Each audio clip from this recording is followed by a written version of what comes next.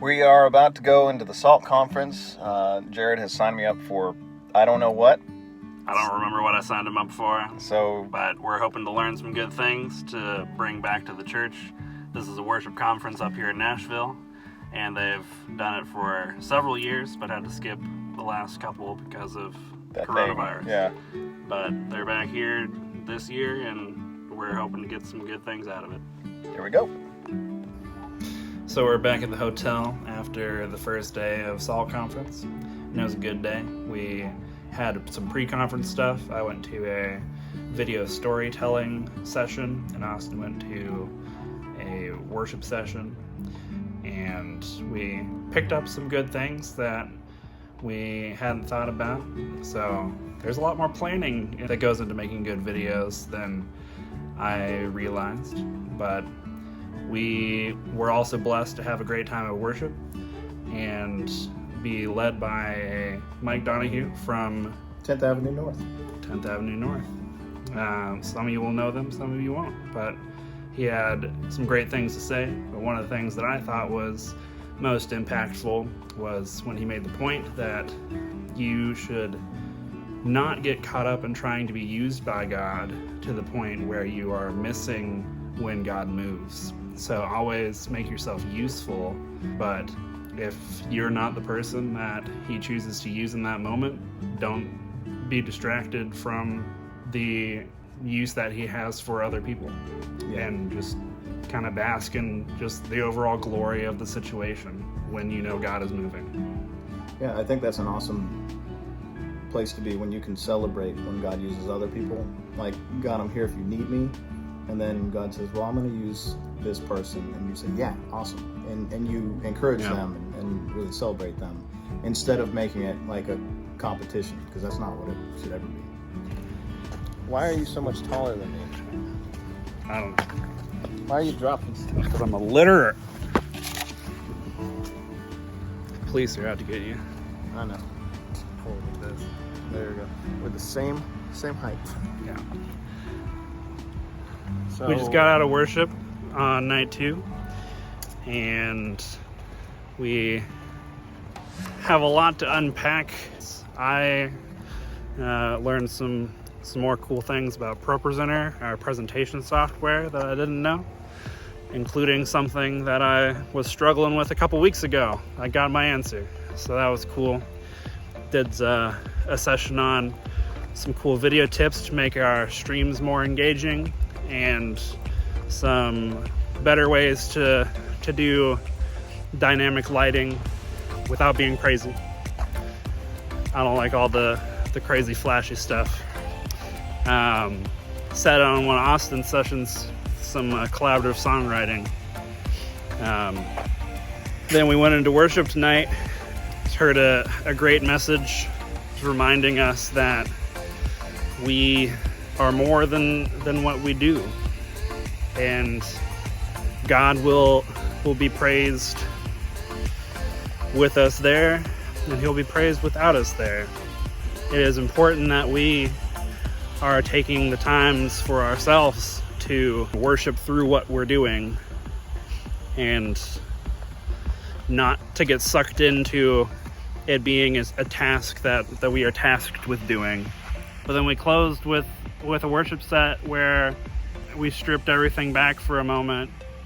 It was such an interesting contrast that we're here at this place seeing all these cool flashy toys and getting excited about all the ways we could implement these neat gimmicky things, which they're all just tools, and sometimes the tools are great, sometimes they can be distracting. But we sang a bit of the song Heart of Worship, and it just really spoke to me that worship is so much more intimate and personal than we make it a lot of times. So something I learned, we did the pre-conference yesterday, and we just had a session of worship, and it was a room full of worship leaders, and we just had a time of awesome worship. And it was no lights, there was a keyboard in a room full of people that love Jesus and wanted to sing. This has been my deepest worship experience thus far.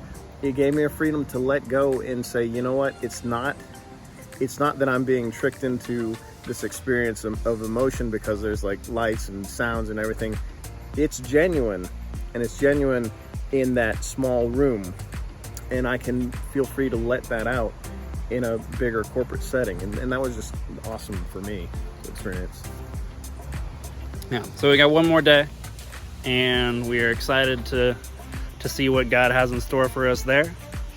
And this video is going to be a lot longer than it probably needs to be for Sunday morning, so this is probably just going to go direct to YouTube, and we hope you'll get a little bit on Sunday morning, and we'll encourage you guys to come check out our recap, because there's a lot of great stuff here. We hope to put some of it to use back home at Morrison.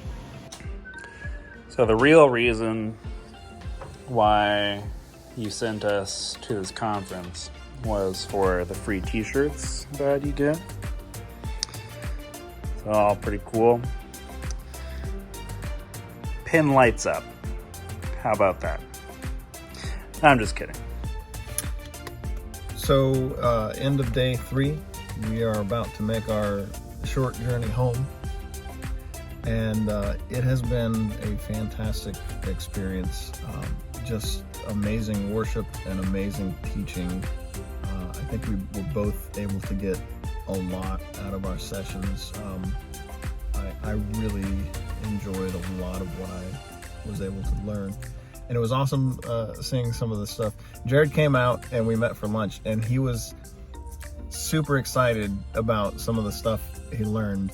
And I was just excited for him, and you talk about it. Yeah. So I went to a Pro Presenter session. There's actually one yesterday too, but today's was super insightful because it just opened my eyes to a whole new world of possibilities that this software allows you to do. And I've been trying to do more video content for you guys and for the church, because I think that is some way that we can really impact the congregation and the community around us. But videos take a lot of work and a lot of time to do well, and so I've been trying to figure out how to fit that in without sacrificing other things. And one of the things that they told us about in this Pro Presenter session will save me an incredible amount of time on the worship setup side, at least for our contemporary service, being able to do some automation features right inside of the software instead of something we've been doing with an external software on a whole different computer. And it happens in real time instead of taking about 10 times real time to program. So I can save tons of time there, hopefully redirecting it into making some cool videos. So overall, just thank you so much. It's because of your assistance we were able to go on this trip, and it's been an incredible blessing, and we're hoping that we can just give that back to the church in the way that we serve and teach and just commune with you. So thank you again. Thanks. Now we drive for hours. So we're here at Hattie B's, and I'm going to try their hottest flavor, and it's going to be awesome. And hopefully I can still sing this Sunday. Oh, Lordy!